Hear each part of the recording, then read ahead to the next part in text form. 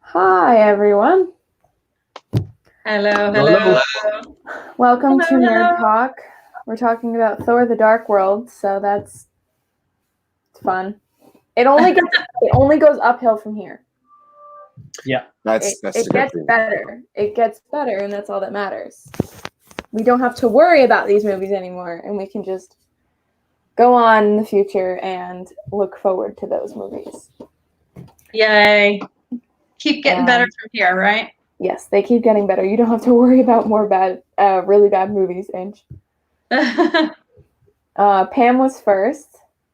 Hey, Pam. Dreamers, Dad, welcome. Notifications are probably going out, so. Yeah, I just got mine, so yeah. Should be happening here soon. So yeah, it's going to be an interesting discussion since most of us don't like this movie. Hi, Tina. Hey, Tina. Oh, my nose is so stuffy. Yeah. Goodness. Is that Butterball, Tina? It is. Gobble, gobble.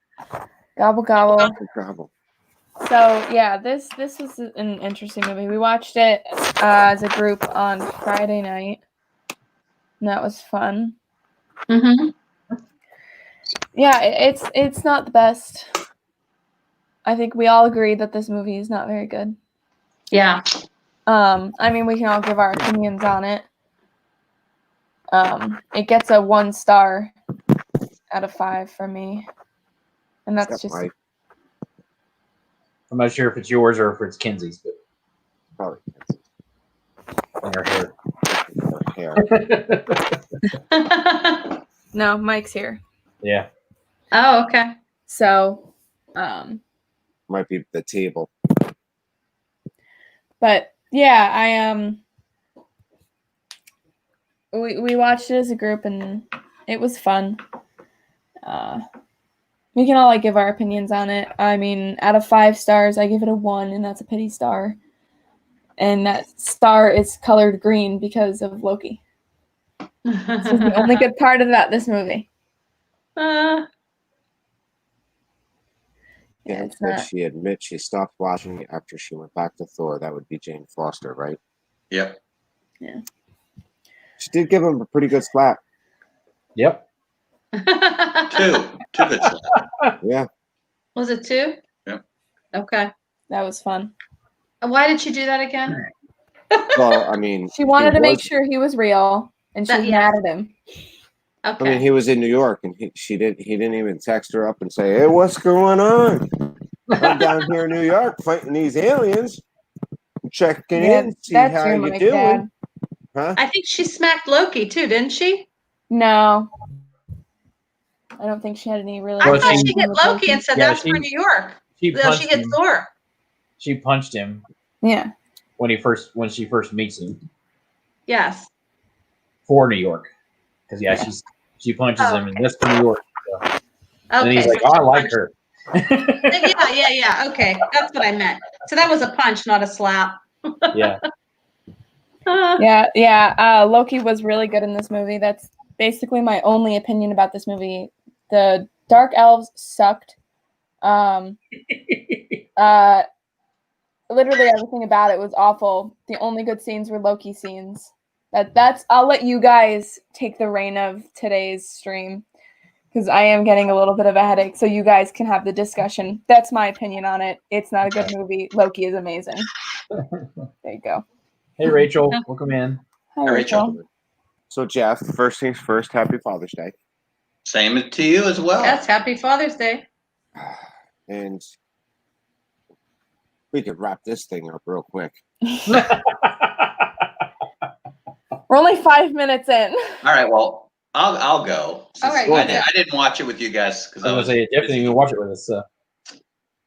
I still rate this movie higher than Artemis Fowl and Iron Man are 3.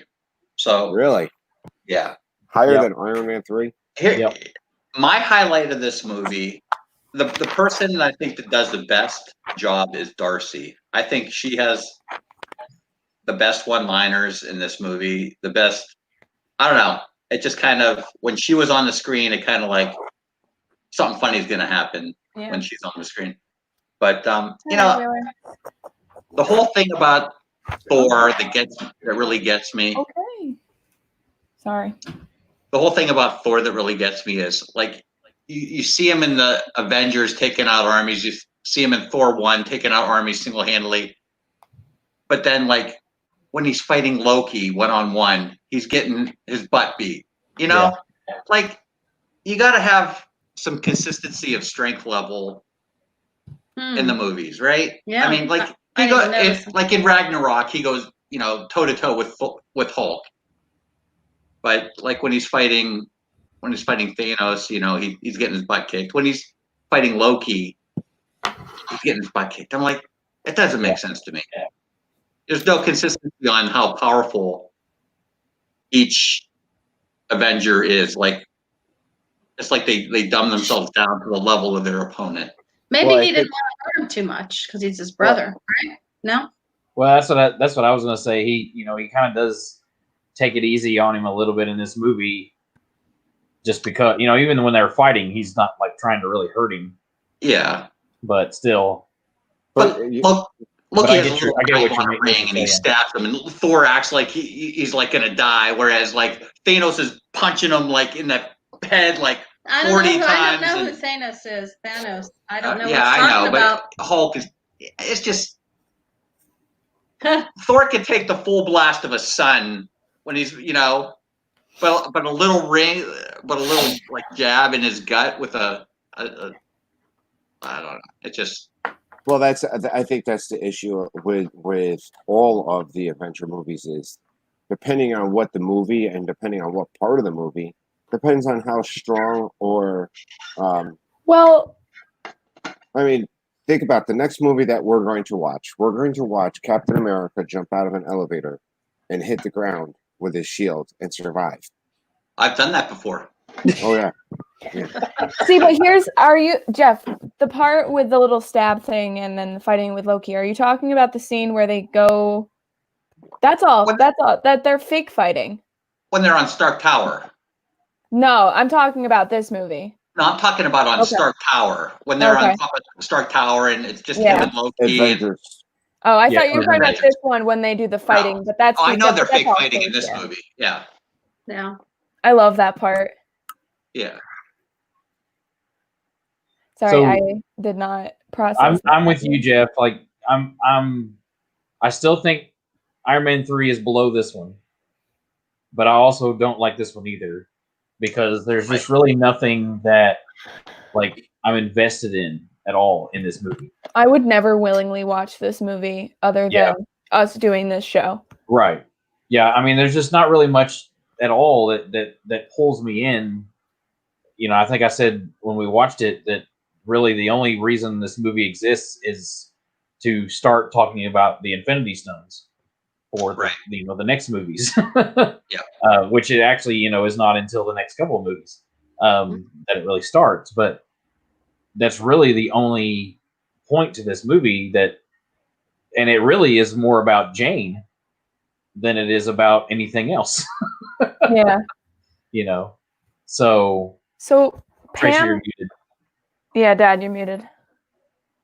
Really quick, Pam said, so this will be what did she say? So this will be a short page in the Marvel Journal. Actually, I did Iron Man 3, and that got 1 page because that's all it deserves. And this movie is going to get 2 pages, but one of them is going to be dedicated to Loki because that's like I said, the only thing I liked about this movie was Loki. So he gets a little bit more, and I also want to even out the pages.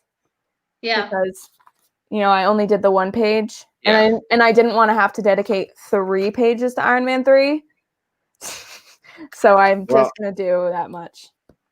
I think Lady Jamers, she has it right. Maybe why it fails is it's about Jane. There is a bit about Jane, and I think the problem is that they handle the Dark Elves bad. All right. And Jane being a damsel in distress also doesn't help her out. I mean, they built her up to be a strong person in the first one. Not that the first one was great, but they built her up to be a strong personality. They mistreated her character herself in this movie, and I could see why she didn't want to come back for any other movies. And she is going to finally come back for Love and Thunder, which is the next Thor movie, because they're promising to make her a better character, a stronger character. Mm-hmm. Hi, Danny, Griswold, Family Vacay, and Todd B. Welcome in. Happy Father's Day, Danny. Hello, Yep. Todd B. I didn't get the part where they make Selvig out to look like a total whack job. Like when he's running around Stonehenge naked. Yeah, what Yeah. was Yeah, that? what was the point? I don't know. Well, and then he why- seemed like he was okay at the Yeah. end. Yeah. They Why do play it that? off that he was affected by Loki's mind thing, from the Mind Stone, but then when he sees Thor, he's like fine again. Yeah. Yeah, it's really weird. Yeah, Wasn't that's what kind of yeah, another I thing. guess we the thought. whole idea is that he knows that the nine realms or the convergence is happening. the conversions is happening, and he's been affected by the cosmic. But why all of a sudden does Thor snap him out of it? Yeah. Right. I knew it was happening too, but I'm not running around naked Stonehenge with Yeah. things in my hand. If you were in England, Jeff, you might be. Hi, Rockin' Robin. Think about it. If they said, Jeff, we're going to give you an all expenses paid trip to England, all you have to do is run around naked Stonehenge. I'm there. I'm there. Oh my. Yeah, I mean like you said, the elves, the Dark Elves, it just that just ruined the whole thing. I mean, that really, like I said, I'm not invested in this movie at all because there's really nothing at all that ties into the comics. Mhm. And Right. I mean, the Dark Elves are a part of the comics; they are a major part, but they're just like a backstory because they're already gone. That the Asgardians have destroyed them in the war, and they're already gone, and so they're not even they're never coming back. That was with Thor's grandfather with Bor. He's already gotten taken care of. Now Malekith is a character in the in the comics, but for like I think one book, and Mhm. and he's just this scrawny looking, like little troll looking guy that comes in and tries to overthrow the throne of Asgard, and then curse the big bad elves that they use in this movie, kills him and becomes a good guy. So it just completely departs from the comics completely, and and there's just nothing to do with anything that I care about. So Well, And- and the worst part about it is they have a very good actor who is playing yes, Malekith. I Yeah. mean, they yeah, have. Christopher Eccleston. I mean, Christopher Eccleston. You know him as the Doctor. He is the ninth Doctor. He's the one who rebooted the Doctor series, the Doctor Who series. He was in Rise of Cobra. As far as the G.I. Joe Rise of Cobra, he played Destro in that movie. I mean, he's got a couple good movies, and I think if they came up with a better enemy, it would have been a lot. Yeah. They could have used that actor, and now, and he's a one and done. You don't see the Dark Elves coming back. You don't see that whole. Let's just say, thank goodness that they redeemed themselves with the next Thor movie because this one was bad. Well, Did they ever explain, like once it was stolen by Asgard, the Dark Elves, would they go into sleep mode for 5,000 years or something? Did they ever explain that in the movie? I don't remember them. The only they show them getting away in the ship, Right. but that's it, and then that's the last you see of them, and then all of a sudden they just are there again, and I mean I guess that kind of ties in with the way it worked in the comics too, but I mean it just really doesn't. because Malekith was injured in the war and was an outcast, and then he just comes back, and all of a sudden he has power over the other elves. So it's because he's like one of the last ones. But that's really all it is. There's really no backstory to it. Well, I guess you can't go by human years. Yeah. Because you got Odin, who was along with his father, defeats the Dark Elves. They could have just hidden somewhere. Maybe they were hiding with the Vulcans from Star Trek for all those years. Oh, that's right. We haven't talked about Star Trek. And, the rebooted Star Trek, that was another one. They go hide for so many years and they come back. So it's the same thing. They were just hanging out. But you would think if they were seething, that's a lot of years to seethe. And wouldn't you think they would be terrorizing the... Nine Realms. Exactly. Yeah. And just instead of just hiding out. Yeah. It's just weird. In the comics, the elves are a huge part. There are all kinds of different elves in the comics. That there's light elves, there's dark elves, there's tree elves, there's wood. There's all kinds of different elves. They all have different powers, and supposedly these races are who created the Infinity Stones. These ancestral or these old civilizations are the ones that have created this power, and then now other people have come in and abused that power, which is what has created those stones and or those elements.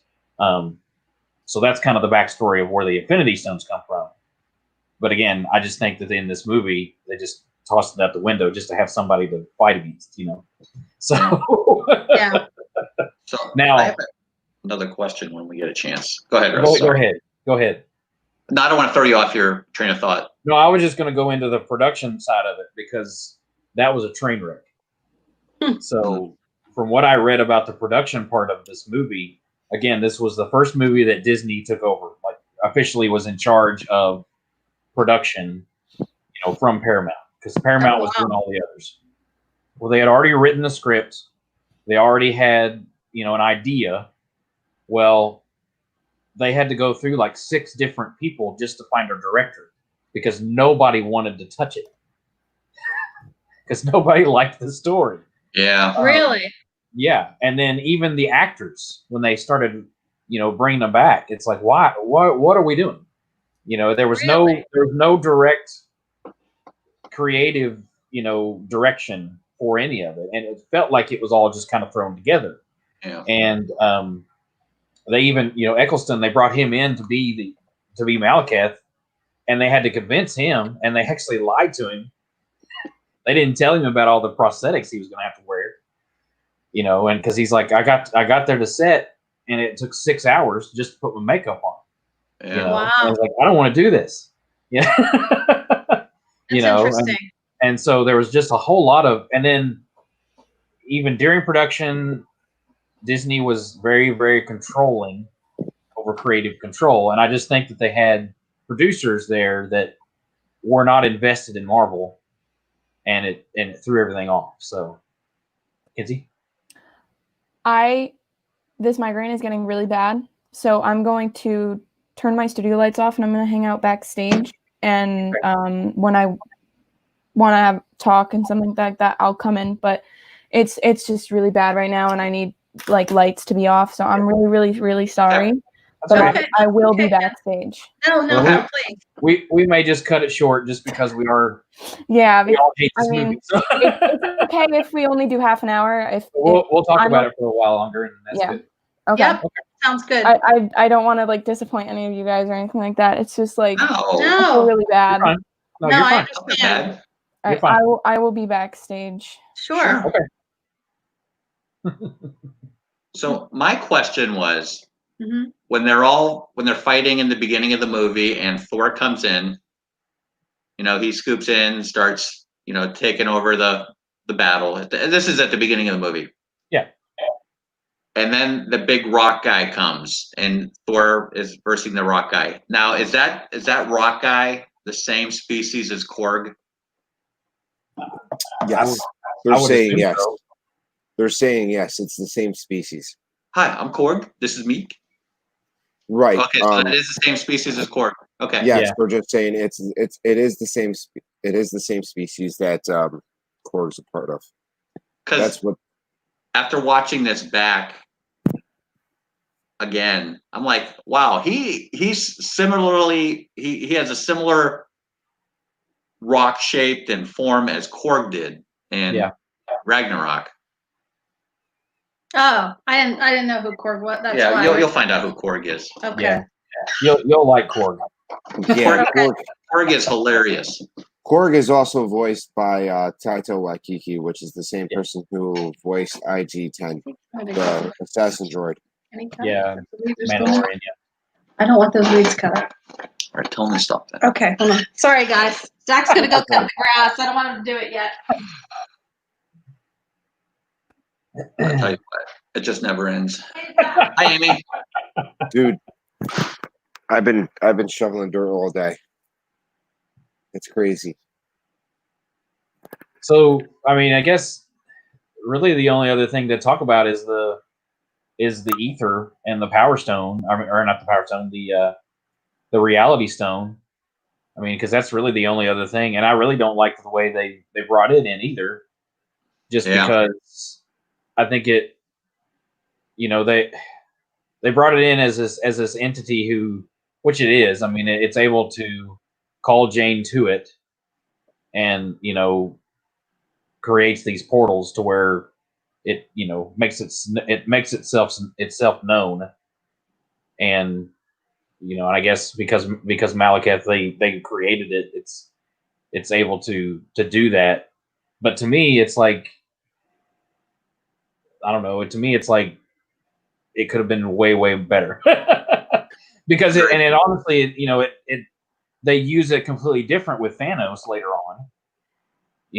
Because he's able just to use it to change things and make. Because I mean, I know we're spoiling now because Angel's not here, so Yeah. But it's totally different. Which again, then it's they weren't ready for that in the story, in the storyline. But I mean, still, it just, to me, it just doesn't work. So Yeah, it was bad. yeah, Yeah, the Dark Elves seem to get into Asgard a little bit too easily as well. right. Well, and even Heimdall is like, what, Yeah. I can't see him. How are they able to do this? And he doesn't understand it. Heimdall is probably my favorite character in this movie. Right. I mean, even though he's only got like 2 or 3 little parts, but I think he's probably my favorite of. I mean, you get to see him in action for the first time, and well, here's the you thing. get. Okay, go ahead. No, go ahead. Right, Heimdall can see almost anything. Yeah. Right. Even if it's invisible, because there was an actual thought of when they were doing Endgame and they were doing the time heist, that they were going to have Tony Stark or somebody or Captain America, one of them in like a stealth suit, and they were going to have Heimdall fight him. If Heimdall can see people in, a stealth suit or something like that, how could he not see the Dark Elves in a cloaked vehicle? Right. So I mean, it makes sense that he couldn't see Jane because of the stone. Right. But it doesn't make sense that he couldn't see the elves, to me. Right. I mean, unless they're using the same power, somehow. But I mean, I don't know. Then it's like, well, then why do you need the ether then? If you can, right. I mean, and the Asgardians are, I mean, they were going right through the Asgardian army like they were nothing once they got into. Like the Asgardian army is a little bit more powerful. They are powerful.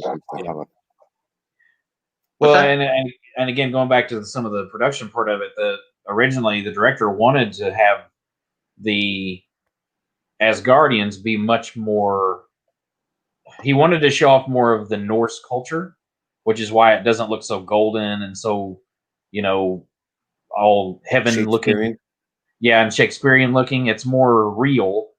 But yeah, that also, it made them more human rather than Asgardian, and I don't know. I mean, it quite, again, it doesn't necessarily make sense, especially because they were defeated so easily when Bor was fighting them. They had to have the ether to win. Right. That's the reason they lost, is because they were able to get the ether from them. And then now all of a sudden they're much more strong, and because they're the same elves, they still have the same technology, they still as what they did before. It's not it's not like they evolved in the millennia that they were asleep. So, if you were to find a favorite part of this movie, if you can find a favorite part of this movie, what would your favorite part be? Well, I'm going to borrow from Kinsey because I know she would say the Loki stuff. Okay. I mean, any of the Loki stuff, because those we're already oh, here she is. Only Loki scenes. That is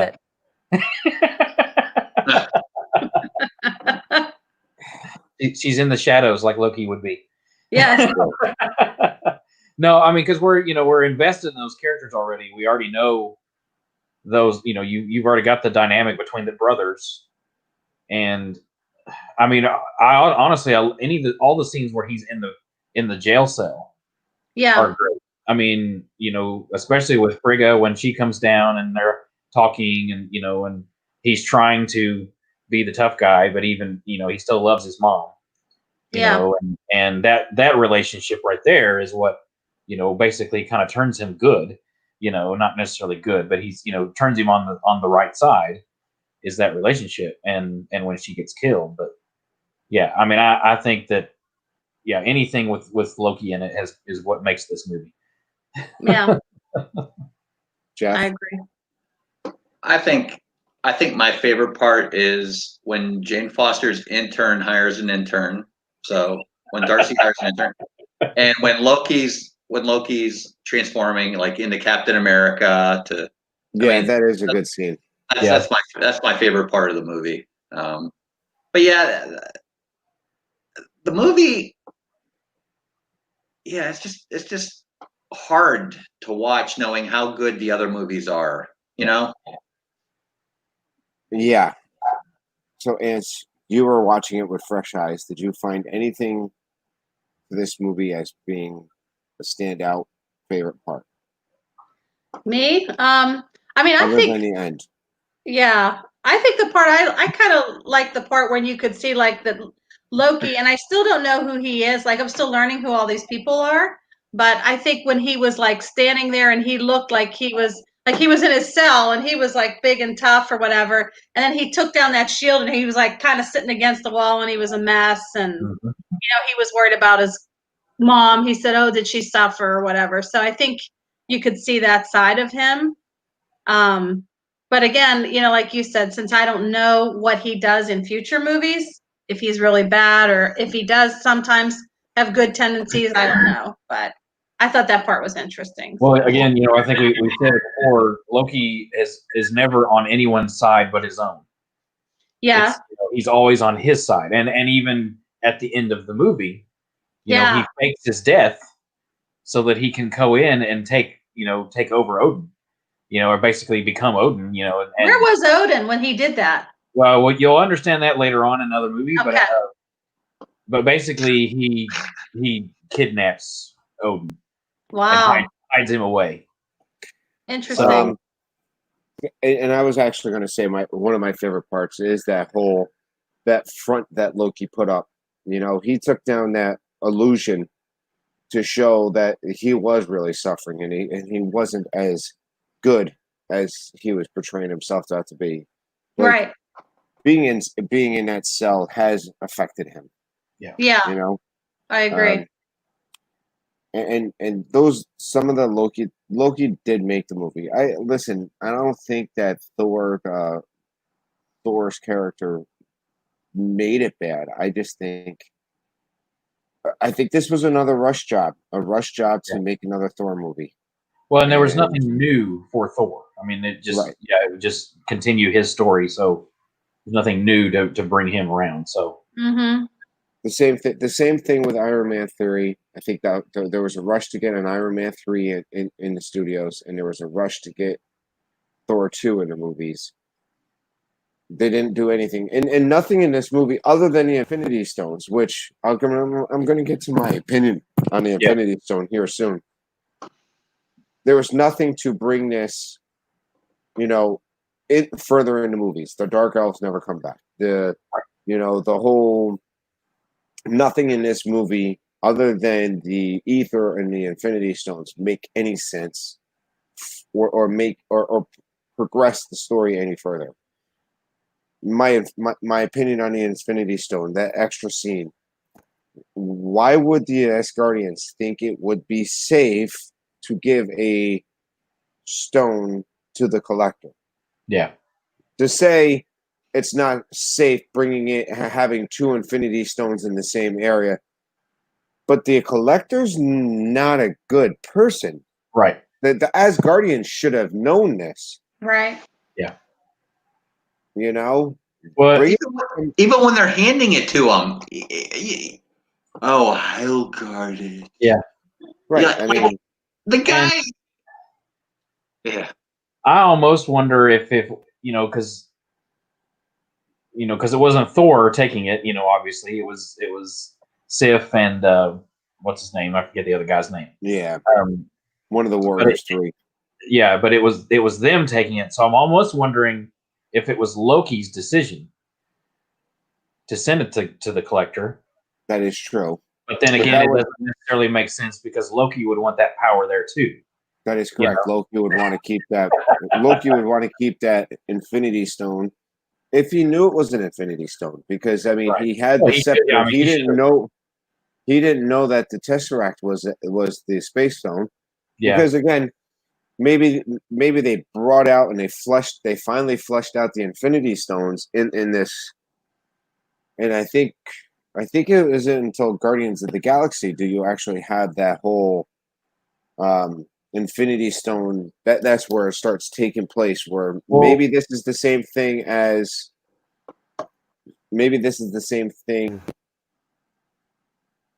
with the Tesseract. They weren't ready. They weren't looking at the production value of calling that ether an Infinity Stone until they started getting into Guardians of the Galaxy and realized this is the track that we're going on. I'm assuming that extra scene was filmed during the Guardians of the Galaxy production. Well, they brought in James Gunn just to film that scene, to tie it in to similar the way they did for Avengers when they brought Joss Whedon in. Sorry. That's okay. Now Odin kind of hints at the stones, and not necessarily, he doesn't really call them stones, but he just calls them the power. That's right. That when he's explaining to Jane what's inside of her. So he hints at it. So I think Odin knows what they are, and to me, if they were taking it to them, they knew what they were. I just think that you're right, for the movie part of it, they weren't thinking about it in the script as to say that these are Infinity Stones. Right. I don't think the writers and I don't think the producers were set on the Infinity Gauntlet or the Infinity Gauntlet becoming a storyline, because I think they were still up in the air about it until they finally said, and when they got to with James Gunn and when they sat down and they said, we need a baddie for like the end of this whatever, then I think they said, okay, because the Tesseract, the Mind Stone, they had the ether, they could fit those 3 pieces into the storyline, knowing that they only needed the Time Stone, and they were already planning on Doctor Strange, which the Time Stone made sense to coming up, and then you had the Soul Stone, and I think what other stone that's out there, but they knew they were getting there, and once they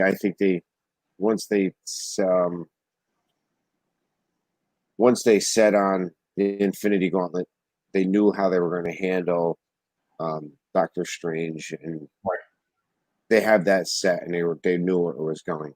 Right. Because I think I kind of remember. I kind of gotta remember which movie that Thanos grabs and puts the glove on. I think that happens. That wasn't in Avengers, right? That was maybe that was I can't think which scene it is at the end. It's like it is an end scene, right? it's a mid-credit scene. I think it Yeah. might be in Ultron where he says, "Fine, I'll do it That's myself." what I'm thinking. It might be Ultron. So Yeah. I think they're that's when they once they got to Ultron, I think, or with James Gunn, and believe me, we're gonna have fun when we start talking Guardians of the Galaxy. Yes. Because there are still Easter eggs in the Oh, yeah. original Guardians of the Galaxy that are not found yet. James Gunn laced so much Easter eggs in his movie that there's still one that's not found, and it's amazing. Yeah, I promise everybody it'll be way better of a show next week. Hey, Garrett, welcome in. Happy Father's Day. Yes, Garrett, happy Father's Day. So, lady, they said it on Endgame too. Well, she was saying on your left. So that's for the next movie. So okay. yeah, I have a question. So when they got the, when they finally defeated the Dark Elves at the beginning of the movie, Thor, and they said we got to hide this deep somewhere. Where did they hide it? Was it on Earth? That's what I'm confused about. Somewhere in between the realms. Yeah, so somewhere in between the realms. It was somewhere in the realms. So when the realms were colliding and Jane actually found it, we didn't know which realm she was in. Well, that's what I said. I think it was the ether that's the one that created the ability for her to come to it. It called her to it because she was there where all the portals were being created. And I think that's what I think it was. It was its purpose to pull someone in so that it could escape where it was. Okay. And so that's the way it got out into the world again, so that it could become come back because it knew the convergence was happening too, and that was its way to escape. So and it just happens to be the girlfriend of the mightiest person in the universe. Well, yeah, that's the plot point, So. Okay, I get it. It's just the way it is, man. Welcome in, Laurie French. Hey, Laurie. It's like what are we doing? Winter Soldier next week, right? Yeah, Winter Soldier. And then we go to Guardians of the Galaxy, right? I think so, yeah.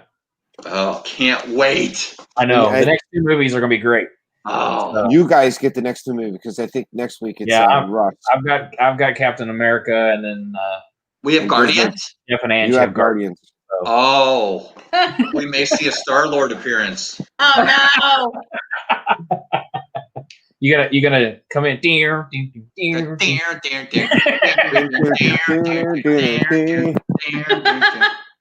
Hey! Yeah, here we go. The music in the movie alone is great. So yeah, definitely. Yeah, we'll have fun with that one. So yeah. Oh, maybe I'll be Gamora. Yeah. Ange could paint herself green and be Gamora. Yeah, I don't think so. We'll see how much I like this movie, right? Listen, Guardians of the Galaxy, I would have to say, is probably. I mean, Winter Soldier's a good movie, and they do a great job with the action. They do a great job. The comedy's not there yet. I think when you get to Guardians of the Galaxy, they really get the idea that you have to have a little comedy in Marvel to make it work good. Mm-hmm. All right? Because even I think the original Avengers, yes, there was comedy, but it wasn't as much as once you hit Guardians of the Galaxy, you see a big shift in the Marvel movies. In my opinion. Again, it's my opinion. Yeah. They realize that you can have humor in these Marvel movies. Granted, Iron Man had was funny here and there, but it wasn't as funny. You could see a different shift in Iron Man after Guardians of the Galaxy, because then you have Age of Ultron. Then you see a little bit more loosey goosey, a little bit more fun and playful. I mean, Robert Downey Jr. was doing that himself with the Avengers. He was hiding all of those little fruits and stuff like that. I mean, the person himself was doing that. And I think once they realized that Guardians of the Galaxy, they said, let's have these guys have their fun with it. Right.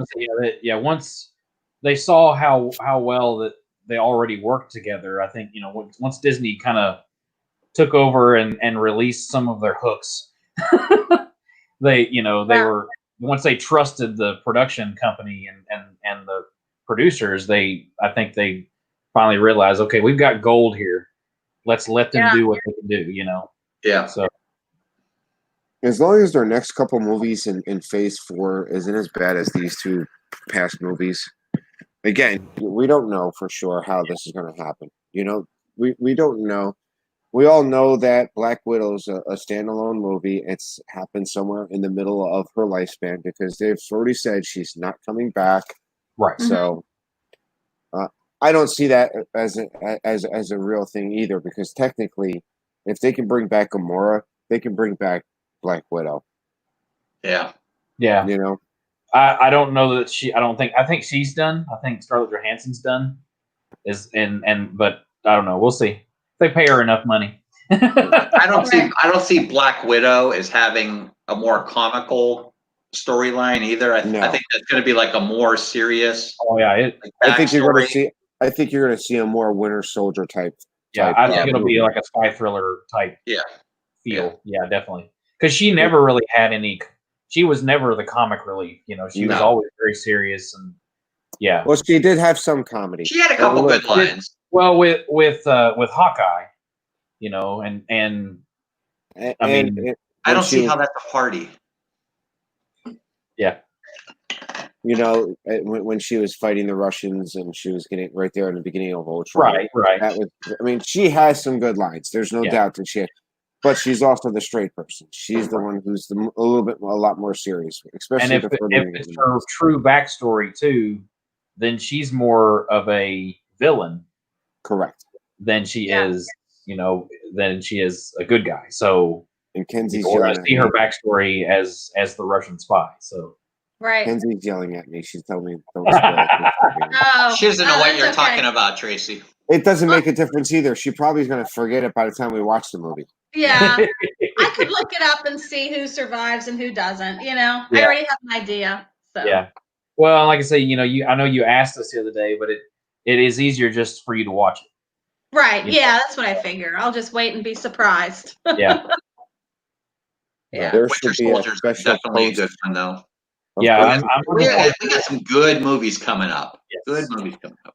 So yeah, here we've got Captain America, Winter Soldier, we've got Guardians of the Galaxy, then we've got Avengers: Age of Ultron, and then we've got Ant-Man.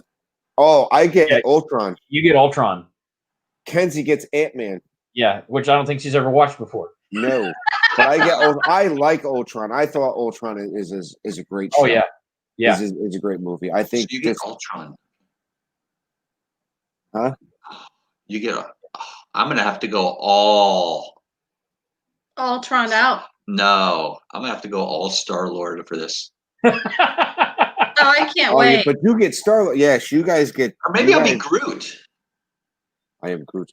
I'll just say I am Groot the whole time. The whole thing. And what's funny when you talk about Groot, or when you talk about Groot, granted that's all he says, but supposedly for the script, he was given what I am Groot meant. Yeah, and he decided to move that. Yeah, how to intonate his voice. Yeah. It's interesting. We're gonna have fun. I gotta say, we're coming up some of the best movies. Yeah, we are. Guys, stay tuned for the next couple movies. We're gonna have a great time. Only goes up from here. So hopefully Carlos tunes in to fill him in too. Yeah, right. Hey, when we sit down with Carlos, we found out last night he has watched Spaceballs. That doesn't count. Spaceballs is funny. Spaceballs is funny. Yeah. Spaceballs is not Star Wars. Spaceballs. No, Spaceballs No. isn't Star Wars. Spaceballs is all Mel. That's funny. Oh, man. I'll need that guy's leg, right? Yeah. Right, Jamie? Yeah. How are we gonna get out of here? I need this. I need that guy's leg. Why do you need that guy? I just need it. Uh, yeah. And just thinking about, so like when you get to Guardians of the Galaxy, I mean, we haven't been talking about. I think we're done talking about Thor: Dark World. I think so. So I'm gonna give it I'll give it a 4 out of 10. I'll be generous. Give it a 4 out of 10. I would say probably a 3 out of 10. I would put this about even with Iron Man 3. If I'm not mistaken, I said the same thing. I would put that on the same level. Yeah. But the only good thing about here's my opinion. The only good thing about this movie is it's the worst movie. It's one of the worst movies. If you don't have a bad movie, you don't know how good the good ones are. Yeah. Oh, there you go. That's a good point. Yeah. Right. And like I say, I mean, I think, this was the low point that they saw. Nobody really liked it. And it's like, okay, we got to fix things from here. So.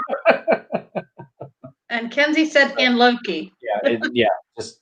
Yes.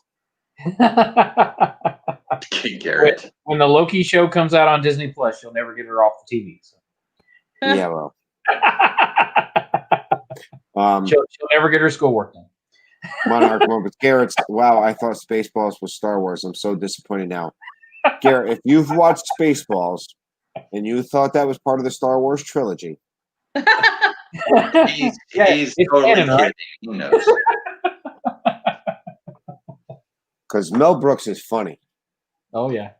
Mel Brooks can never get away with what he did today. Mel Brooks was a genius. Blazing Saddles.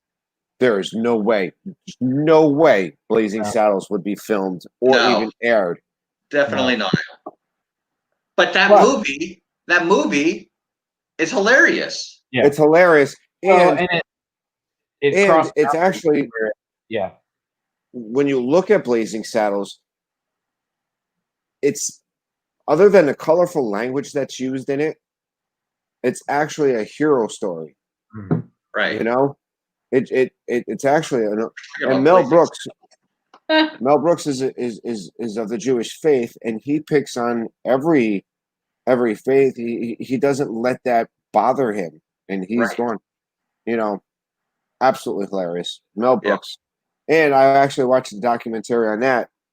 He started with the farting scene and built that movie from that scene.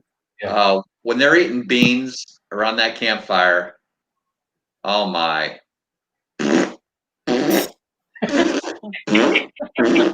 So when we get together, we're just going to bring a can of beans. Me and Jeff going to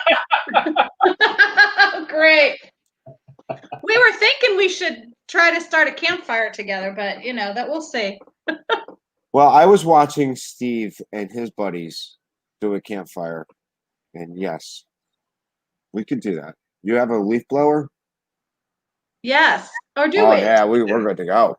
Yeah, we saw our friend put that on Facebook the other day, the leaf blower getting the fire started. I got a fire going the other day. That was pretty decent fire that I got. She was burning old bills. I was burning bills, and then I was putting, logs on top of it and burning those. It worked. Newspaper, that's the best way to go. Newspaper. Yeah. Get it started. Yep. You twist it all up and it kind of burns. Yeah. Either that or gasoline, No, the bills worked well. I twisted those up and, got things going. If you use charcoal for your grill, what I did the last couple times to start a fire was actually take some of the coals from the charcoal and move that into the fire pit. There you go. Or use matchlight and it's already there.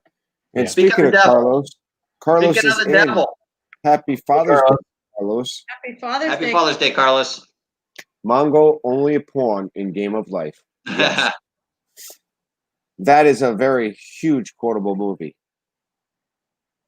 I wouldn't say quote everything in that movie. Have a great day, Jamie. Thank you, Lady Jamers. Jamie, have a good day. I was just going to say, I think we're about wrapped up, aren't we? I think so. Yeah, we've said all we can about Dark World. I think there's not a whole lot we can do to fix it. And we just move on and get ready for the excitement to come. So yes, Carlos's ears must have been burning or something. I did see that earlier. Mike Wheeler wants a post Guardians of the Galaxy sing along. Yeah, I would be all in for that.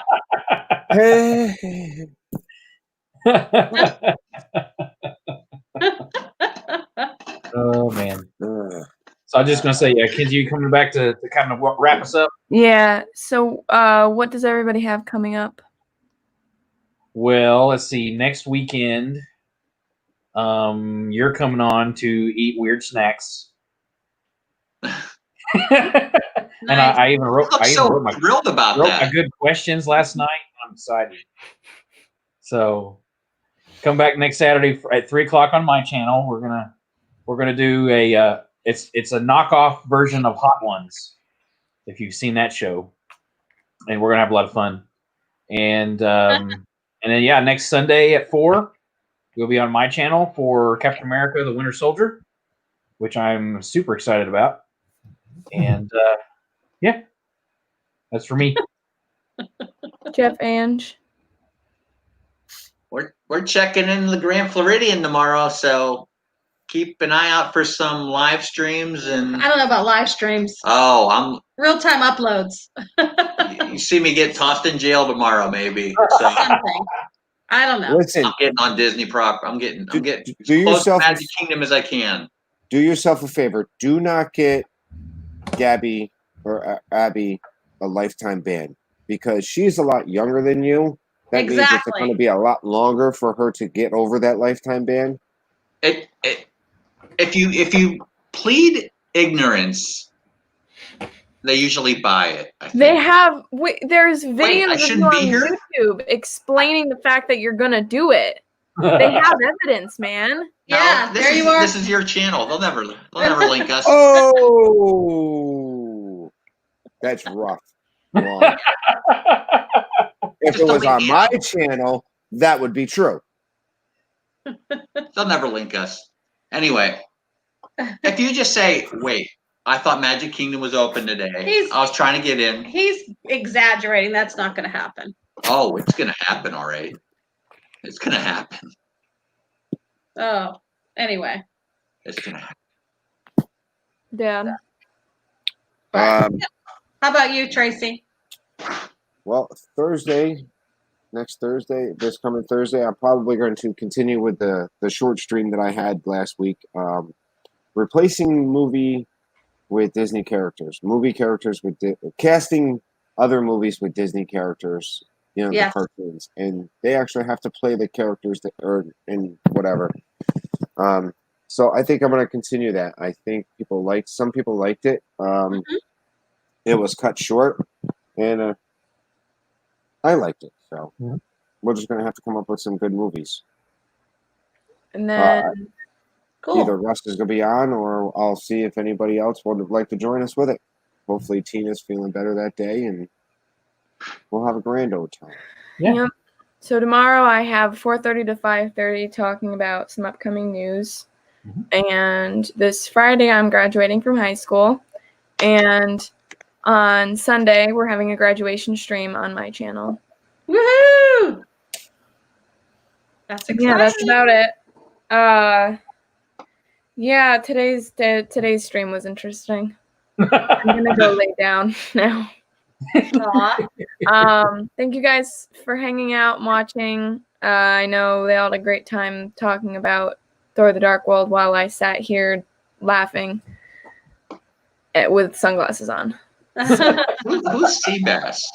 Me. Oh yeah, we didn't explain Seabass. Oh, the part where Jane is at the date and they're like sea bass. Oh, Sea sea bass. bass. Yeah, Sea just bass. he was reading the menu. I gotcha. Yep. Thank you guys so much for being here. We'll see you in the next stream. Thank you Thank guys. you. See everyone. Make sure you hit the like button.